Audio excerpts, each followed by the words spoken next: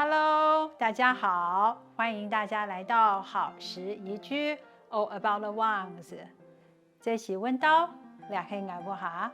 我是王太，今天又要跟大家介绍一款丹麦系列的面包。我想很少有人能够抗拒得了丹麦系列的面包，又香又酥又好吃。这个做法是我觉得最容易上手的。所以跟上次的丹麦吐司不一样，我把面团进冰箱冰了一晚。今天的材料可以做16个这样尺寸的丹麦面包。我习惯把另外的8个放在冷冻柜里面，要用的时候再提前20分钟拿出来，再擀成比较薄片。像今天我就是把它擀成12乘以12的正方形，再来做今天的丹麦系列面包。